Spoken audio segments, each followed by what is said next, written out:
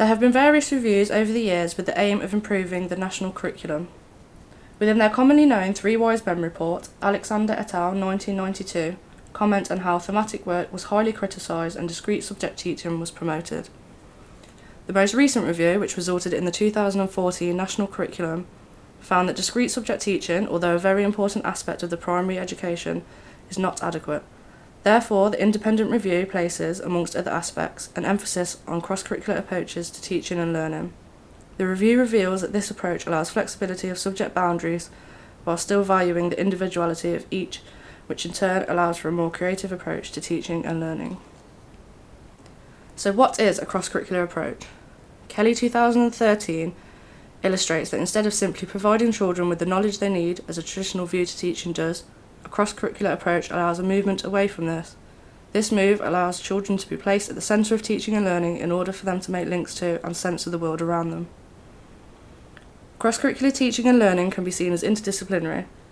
This approach makes use of links across subjects throughout the curriculum. This is an opportunity for children to learn in different ways and put to use what they have learnt from one subject to another.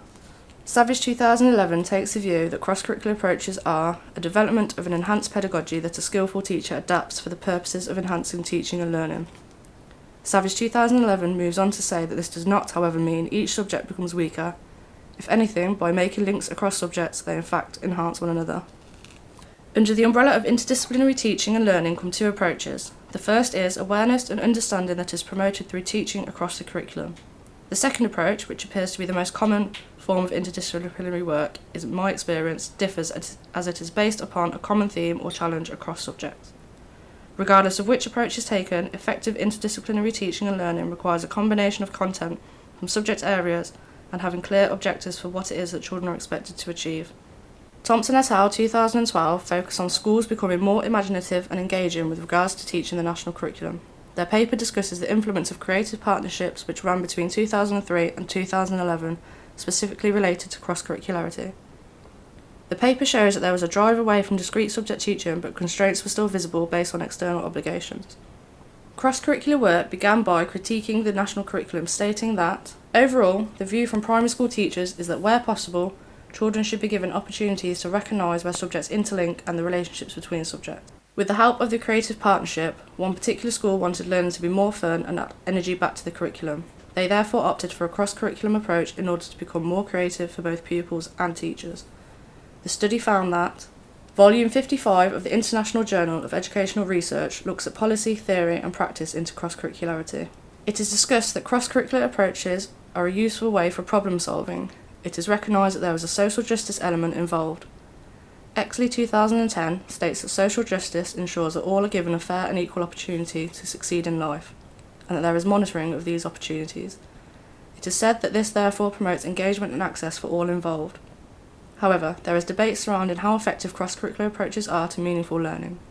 Questions are raised as to whether or not learning in one subject can fully contribute to another subject to provide both understanding and motivation. Ofsted's report on creative approaches that raise standards found that all schools involved wanted their pupils to become individuals who question, use their imagination, and who can become critical thinkers. The findings show that all schools visited had strong advantages to their teaching strategies beyond the national curriculum coverage specifications. It was found that independent inquiry was very much promoted through well-planned cross-curricular links across all subjects. This was not to say discrete subject teaching was ignored.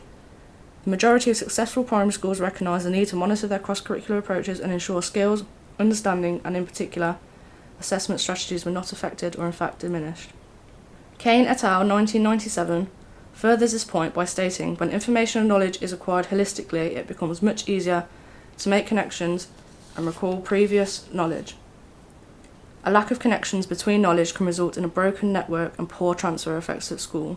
As much as this research agrees with a cross-curricular approach, there are still some disadvantages raised which can cause serious concern for children's learning. Social-Kafal et al. 2010 explained that making connections based on content is certainly not enough for meaningful learning, as important characteristics of individual subjects can be ignored. Of course, as research shows, there are disadvantages to taking this approach. It is said that, so why use a cross-curricular approach?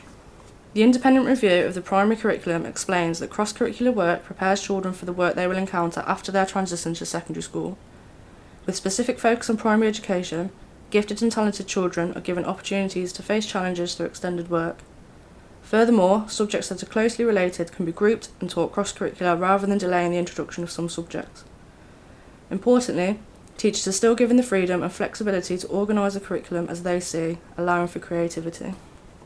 With regard to cross-curricular links between science and English, the National Curriculum 2014 states, teachers should develop pupils' spoken language, reading, writing and vocabulary as integral aspects of the teaching of every subject. The Pollen Project is an example of how cross-curricular links can be made between English and science in the primary school. The research behind this project was used in order to create in-service programmes for schools in the hope that teachers and pupils would be impacted in a majorly positive way. Jarvis 2009 expressed as fiction and non-fiction text can be used as a basis for practical science work, with the reading being done within English. This helps to make relevance to the real world in which children live. One example of this work taking place was recorded within Jarvis's 2009 research. The story of Jack and the Beanstalk was used within literacy, reinforced by letter writing. Within science, investigations into whether or not different beans influence the sound produced from a shaker were completed based on a letter children received from the giant. Response letters were then written, including results from the investigations. The research does, however, express some challenges to cross-curricular work. In order for it to be effective, teachers need to have a secure subject knowledge, and in some cases, tasks that are set may need to be trialled first. In addition, for any cross-curricular work, the national curriculum needs to be used as a basis for planning and assessment. Finally, and most importantly, Jarvis 2009 notes linking science with more than two subjects can make assessment difficult, and monitoring the coverage of subjects can become unmanageable. A very important aspect to taking a cross-curricular approach in science is that children can see the relevance of their learning, which makes it more interesting and meaningful. However, it is more important to note that cross-curricular processes should not be used due to time constraints and fullness of the curriculum. Furthermore, science as a subject takes a constructivist view to learning, which involves learning as an active mental process. Not only can there be cross-curricular links seen between English and science, but also with information and communication technology, or ICT. Ofsted 2011 explained in their report on ICT in schools how, due to the Education Reform Act 1988, maintained schools in England are obligated to include ICT education. Between 2008 and 2011, Ofsted inspected and evaluated ICT in 167 primary, secondary and special schools. The report found that ICT was good or outstanding in those primary schools that took a cross-curricular approach to teaching and learning. This type of teaching was observed to improve attainment, motivation and overall enhance learning. Furthermore, research showed that boys lacked motivation and had low levels of achievement in some of the primary schools involved, particularly in reading and writing. It was noted how ICT was used to combat this. A challenge facing one primary school was improving their pupils' literacy skills. The pupils were given a real reason to write based on research they had done themselves. The purpose of this, with regard to ICT, was that the task set gave them an understanding of using computer software, whilst the literacy side enabled pupils to gain awareness of writing for different audiences. A further case study showed the effectiveness of ICT, English and science. Through work completed in science based on habitats, pupils could design questions and answers and use these again in a podcast format.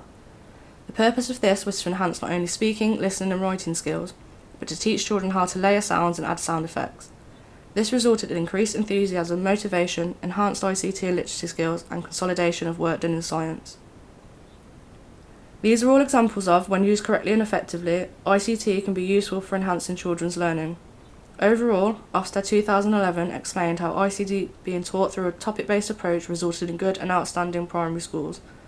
However, as with all cross-curricular work, there are various factors that hinder children's learning through ICT. The Guardian recently reported on coding in schools due to the national curriculum placing it at the centre of ICT education. In a society now dominated by computers, software and technology, Dan Crow 2014, involved in the Year of Coding charity, explains how coding is not about making every child into a software engineer, but rather ensuring children are introduced to computational thinking. The Year of Code charity aims to educate our children for the world to come so they are efficient in coding and technology. Crow 2014 states that coding is a simple process and can be achieved in just several weeks. Therefore, this project aims to, in the next school year, equip children with the skills needed to code and make full use of technology. Regardless of the information provided, Ofsted state that without the points shown, ICT will have no role in enhancing children's learning and improving their knowledge and understanding of ICT and links with the subjects, resulting in teaching and learning that is far from outstanding.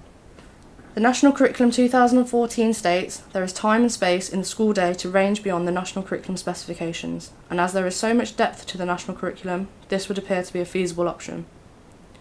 Through cross-curricular approaches, children are able to enhance and consolidate their learning while making links across subjects and to the wider community and world.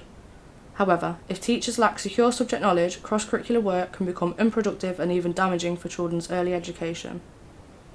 Nevertheless, evidence suggests cross-curricular approaches effectively enhance rather than hinder learning if done correctly. There is still a need for discrete subject teaching in order for all key concepts and content to be covered, but where possible, as seen with case studies including science and English, it is still possible to make and explore important connections between core and foundation subjects.